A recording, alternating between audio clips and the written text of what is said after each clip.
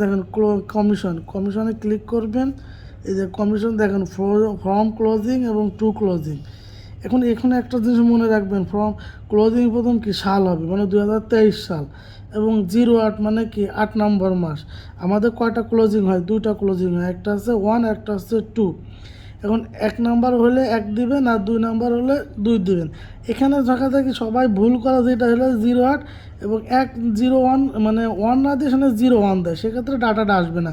তো আমাদের মনে রাখতে হবে প্রথমে হচ্ছে সাল, তারপর হচ্ছে মাস, 1 নাম্বার ক্লোজিং হলে 1 আর 2 নাম্বার ক্লোজিং হলে 2 দিতে হবে। সেক্ষেত্রে আমি যদি একটা ডাটা দেখি, দেখেন 2023 0801 এবং 02, মানে পুরো মাসে আগস্ট মাসের কমিশনটা দেখতে পারবো। দিলে এখানে শো করলে দেখেন তোফাজ্জল হোসেন BM, তার টোটাল নেট পেয়েবল কত 1,132 টাকা। তার এই যে ডিডাকশন অ্যামাউন্ট কাটছে 2,160 টাকা। আইসি অ্যামাউন্ট কাটছে এত টাকা, ট্যাক্স কাটছে 206 টাকা, এবং তার সিএ ফান্ড কাটছে হলো 206 টাকা। এইগুলো টোটাল বাদ দিয়ে সে পাইছে হচ্ছে আপনার 1,132 টাকা, সে তাকে নেট পেয়াবল দিছে। এরপর দেখেন এখানে আর একটা আছে, সেম সেম ক্যাটাগরিতে এইভাবে আমরা দেখব কমিশন।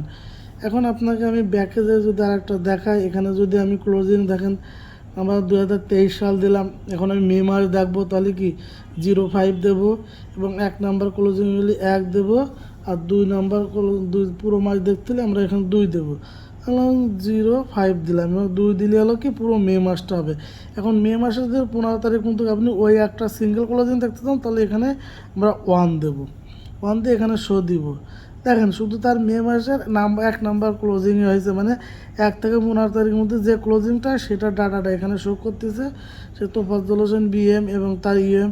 এখন এই ইউএমের ভিতরে ক্লিক করলে তার এফেরটা আসবে। এই যে ইউএম দেখেন, এই যে ইউএম, এই ইউএমের ভিতরে ক্লিক করলে তার এই যে ইউএম চলে আসলো, এফে চলে আসলো। এফের পরে তো আর না, এই যে আমরা যে ডাটাটা দেখবো ইউএমের ভিতরে হলে ইউএম ক্লিক করব, আর এফে তো এরপরে তো আর থাকবে না। সেক্ষেত্রে আমরা এখন রিটার্ন ব্যাকে চলে গেলাম। এইভাবে আমরা দেখব, যদি কোনো ইউএমের ভিতর ডাবল ক্লিক করলে ওই ইউএমের আন্ডারে যেগুলো আছে সেগুলো আমরা এখানে দেখতে পারবো, এফএগুলো দেখতে পারবো। আমরা এইভাবে কমিশনটা দেখতে পারবো। এরপর আমরা ব্যাকে যাব, আবার এখানে গিয়ে রিপোর্টে ক্লিক করব।